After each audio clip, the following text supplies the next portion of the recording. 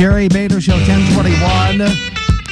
406-1360 in the Green Bay area. Everywhere else, 888-455-1360.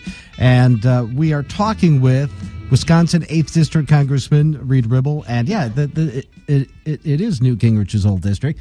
Tom Price, 6th Congressional District, and more notably, Dr. Price, as we talk about the health care debate. And we are going to take some calls. I know you don't have a lot of slack there, but Congressman Price, if you can kind of put the headphones on a little bit. Kevin in Green Bay joins us. Kevin, hi, you're on the Jerry Bader Show. Good morning, Jerry. Quick question, Dr. Price. Do you ever envision a time, hopefully this Obamacare goes away and we figure out a different path forward, but with that in mind, do you ever envision a time or a path where we will have truly portable health insurance for all Americans that does not involve government-sponsored or government-supported entities or government health care, but yet is somehow unwound away from and being tied to your employment? Do you envision a way forward that we can get away from employer-sponsored or supported health care and yet not have the government involved in it? I'll take off the air. Thanks, Kevin. Absolutely. And it's so important and necessary. And if you think about it, the reason that health insurance is tied to jobs is because there's a tax preference for employers to provide health coverage for their employees. There are some who want to take that preference away. I believe that the way to do it and make it so that individuals have choices, which is what I think ought to be primary in this discussion, is to give the same type of tax advantage for individuals to purchase. So it ought to be tax deductible for individuals to purchase health coverage. When you do that and also pair that with allowing every single person to own and control their health coverage regardless of who's paying for it, that makes it portable. Because you ought not lose your insurance if you change your job or you lose your job. That's just a craziness of the current system. H.R. 3000 is the bill that we've authored along with a number of others. We call it the Empower Patients First Act that does both of those things.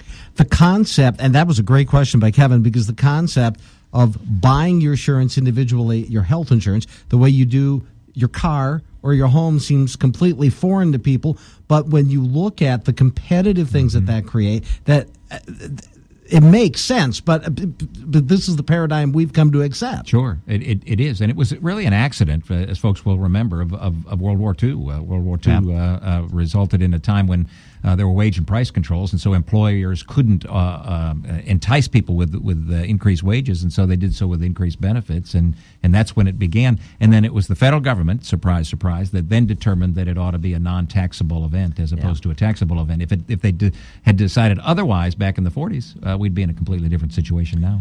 Again, not a lot of time. So if you want to get in, 406-1360, 888-455-1360.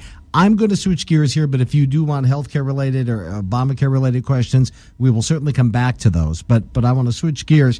The House approved a Republican budget yesterday after a heated two-day debate that underlined the nation's political divide and forecast a battle at year's end over an array of scheduled spending cuts and tax increases.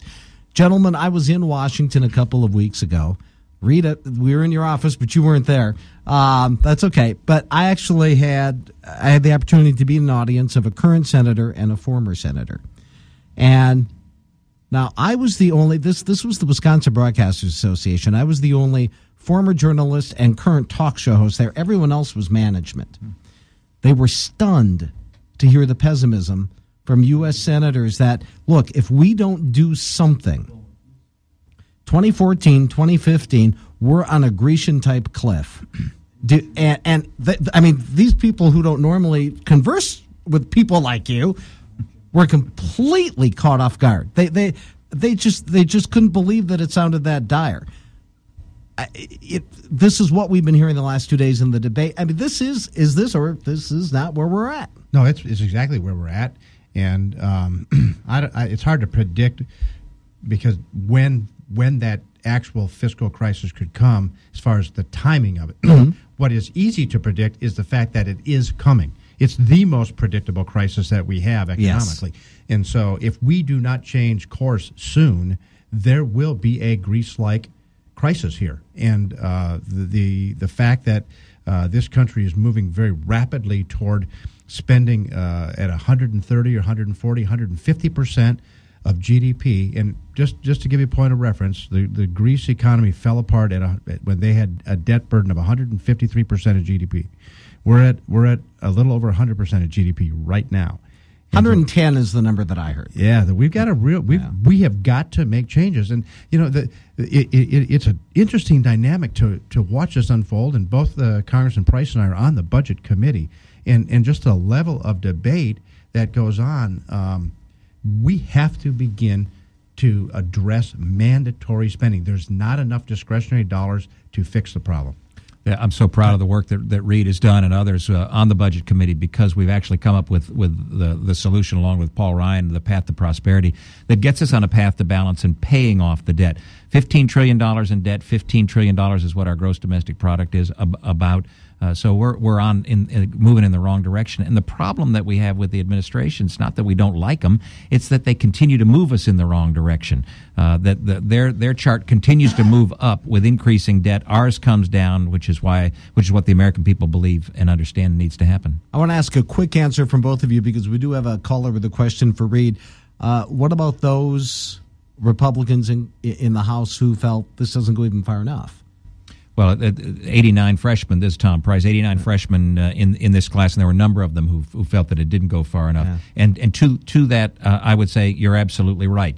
However, there are some things that you can get through, you can pass, and there's some things that you can't. What we need to do is put down the marker and say, yes, we need to get it on a path to balance and paying off the debt. We'll move it in the right direction. I take a look at every piece of legislation, and I say, does this make things better or worse? Is it somewhat better, a lot better? Yeah. Somewhat worse or a lot worse. And while we couldn't get to way better, this really changes the trajectory a lot. And so I understand those that voted no. I get it, because they wanted to go further.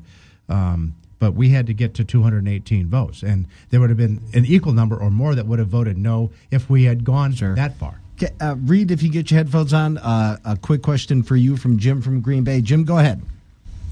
Hi, Reid. Hey, Jim. Thanks for being on. I have a question for you in regards to the death panel vote in the past couple of weeks. How come it got zero coverage?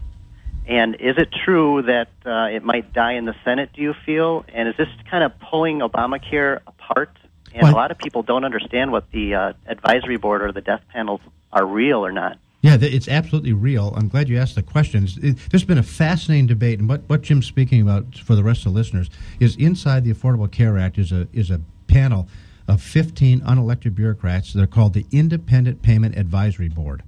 And that because Obamacare put a cap on Medicare spending, at some point, let's just pick an arbitrary date just for analogy's sake.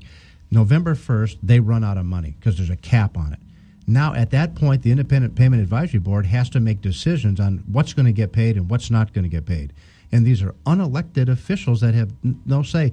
What our budget did is we said, let's put that choice in the hands of 50 million seniors. Let's give them the choice of it. But will it get through the Senate? Listen, the president does not want this being voted on in the Senate. I don't see it. In our House Ways and Means Committee, they voice voted this. Not even the Democrats wanted to vote on this thing. Quickly. No, the Independent Payment Advisory Board is indeed I call it the Denial of Care Board. And to be absolutely correct, it's important to know that what the board can do is not deny care, but it denies payment for care, which is in essence the same thing. So as a physician, I can tell you, will alter the care that you receive. You gentlemen can stay for one more segment, right? Good. We have more calls. So Richard in Green Bay, the congressmen are staying for one more segment. You're next. It's 10:30.